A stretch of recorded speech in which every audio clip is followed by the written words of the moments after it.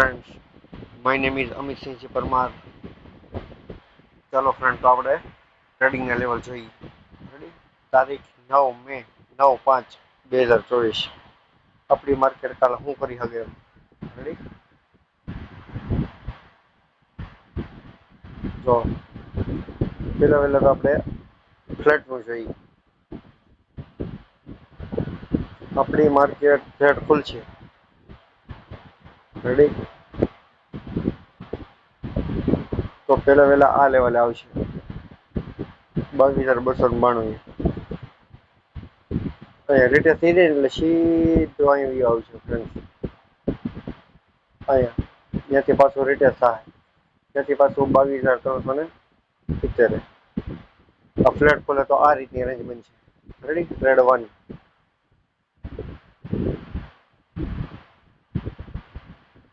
બીજે ટ્રેડ થઈ ગયો ગેપ ડાઉન 22,260 ની ઉપર ગેપ ડાઉન ખોલી રહી. આ નો તોડવી છે બ્લુ ને.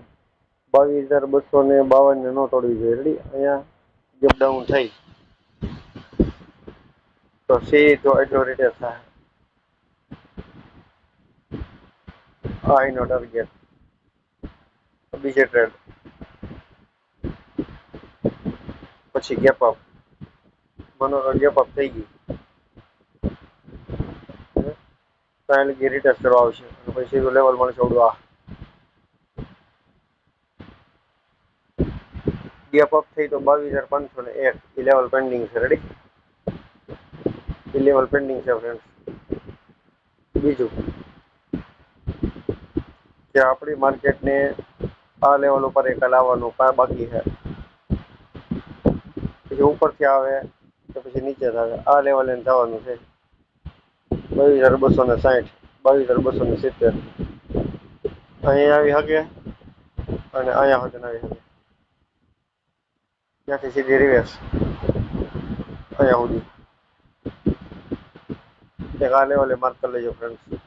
બીજું કે જો ભૂલમાં આને તોડ્યો, માર્કેટે ભૂલ કરીને આ લેવલને તોડી નાખ્યું ને, આ બ્લુ ને 22,252, આ રેન્જની નીચે જેટલી વાર માર્કેટ રહે એટલી વાર અહીંથી નીચે પાડતા થાય. ઉપર ફૂલ બેક આપશે, નીચે પાડી દે. ઉપર ફૂલ બેક આપશે, નીચે પાડી દે. લાસ્ટ લેવલ આ છે ફ્રેન્ડ્સ. ડાઉન રેન્જ આવડી આ છે. અપ રેન્જ તમને આપી દીધી છે. કાલની માર્કેટ આ રીતે ટ્રાન્ઝેક્શન કરશે ફ્રેન્ડ્સ. માર્કેટ કઈ રીતે હાલી દે કરી દઉં તમને. ફ્લેટથી કામ કરીએ. ફ્લેટ ખોલશે એટલે વહેલી વાર અહીંયા આવશે, પછી ઉપર રીટેસ્ટ થાય.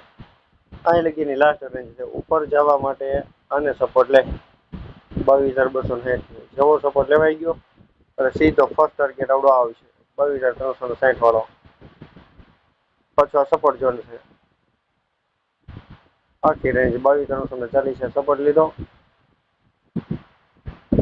ઉપરની રેન્જ આ રીતની છે કાલ માટે 9 તારીખ 9/5. ઉપરની રેન્જ આવી ગઈ, હવે નીચેની રેન્જ લઈ ગઈ.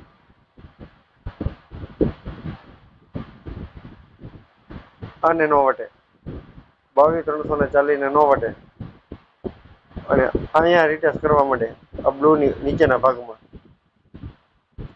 22,252 ની નીચેની ભાગની અંદર રીટેસ્ટ કન્સોલિડેશન કરે કે રીટેસ્ટ કરે કે સાઈડ વેરીએ તો આ ટાર્ગેટ પાછા મળવાની સંભાવના.